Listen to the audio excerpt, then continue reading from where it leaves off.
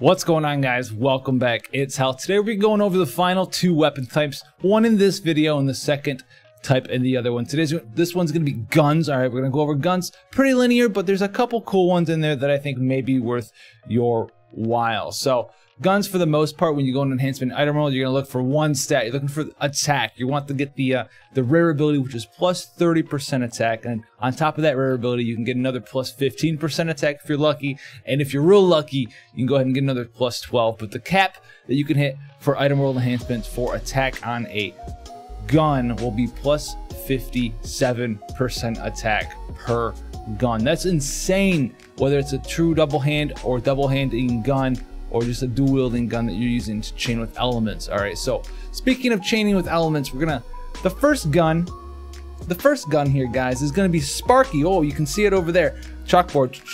Sparky, though, 120 attack, lightning elemental, so it's a lightning weapon. Awesome. 120 attack, that's a lot of attack. It's a single wield weapon, not double hand, or true double hand, I mean, not a two-handed weapon, that comes with the additional effect of double hand. The additional effect double hand, if you don't know what that is, it's as long as you're single wielding a one-handed weapon, you will get plus 50% of your equipment's attack. This is different than true double hand, because that is as long as you're single wielding any weapon. And we'll get to the differences between the two as we go over some of the other guns. But basically, Sparky, you can dual wield it if you want to, you can single wield it if you want to, and it gives you a bonus on top of the raw attack and the 57% attack you can get from item world with that innate double hand passive. So Sparky, absolutely insane weapon.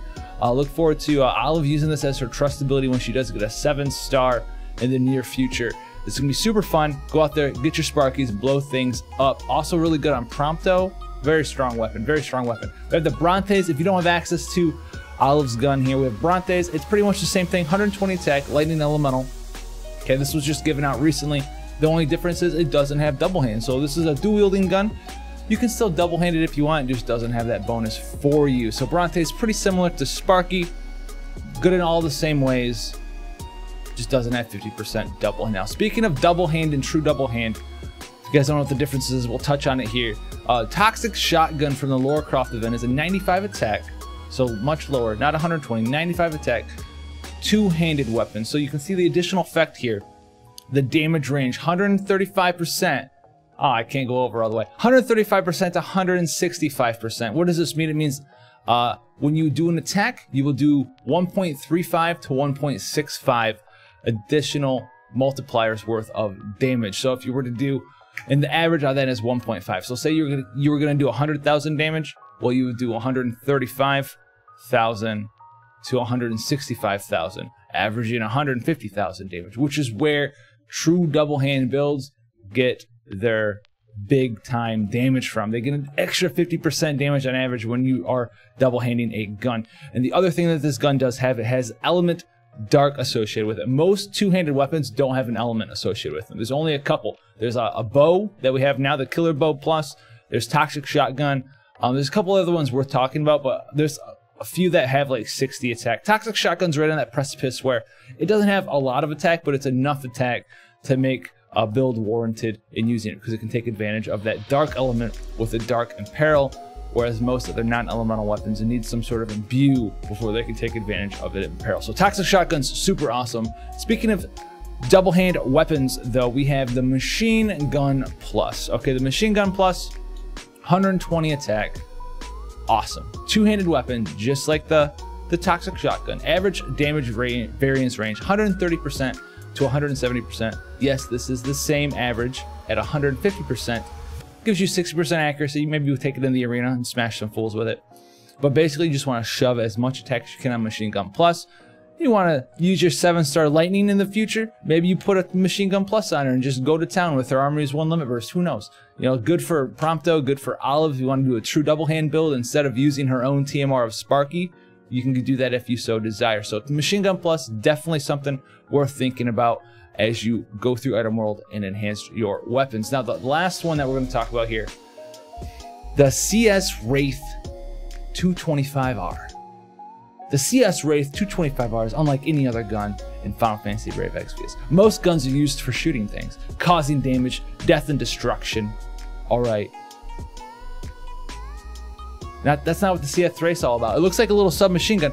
That's not what it's around. You know, it's 30 rounds. You little need to reload when wielding this weapon. You want to know why there's no need to reload when wielding this weapon? It's because you use it on a support build. So there's a couple of different characters in the game who will find the CS Wraith pretty usable, all right? And they're going to be support builds. They're going to be a little bit weirder because a lot of supports can't really use guns, but like Noctis comes to mind with Barg, Noctis, CG Lid comes to mind. And they're going to want to use it because they have important limit bursts they want to get up out there. And you can use this for the auto limit, increase LB gauge by 1 per turn. It's not a lot, but you can put it on there. It's going to help you fill your limit gauge up substantially faster over time when stacked with, you know, Carbuncles 1 and then maybe got Prodigy Goggles. It's something that you can do. So with the CS Wraith, you're not going to want to stack a bunch of attack percent on it. Since it's going on like a more of a supporting unit, you want to put HP, maybe Spirit, get some cover bonuses from Noctis, buff his Spirit up so you get some HP MP regen. I'm not saying it's the most meta thing to do, but it is an option out there for you guys if you're trying to make some and get some more utility out of the units that you've been using. So CS Wraith shouldn't be too hard to enhance. Maybe slap some HP on it, slap some Spirit on it, and you'll be good to go. Make your units a little bit tankier. But outside of those ones, there's a couple other, there's some elemental guns, but I don't really think they're worth running through the item world to enhance. You know, they have like Candy Gun and stuff with fire on it. Not the greatest thing. You have automatic pistols. I almost put that on there, but it's dual wield guns. I don't really know who's dual wielding guns, maybe in the arena nowadays, guys. So we're probably going to get demonetized because we've been talking about guns, but hopefully we don't. If you want to see the Rod item world guide, that's coming out today as well. Check the subscription feed for that. And if you want to be in the subscription feed, you have to be subscribed. Turn the notifications on. If you want to see the previous content, we have katanas and daggers as well for you guys to go over. That's in the playlist section. Up there somewhere. I'll also put it in the description down below for you guys as well. So take care, thanks for the support, and I'll see you guys in the next one.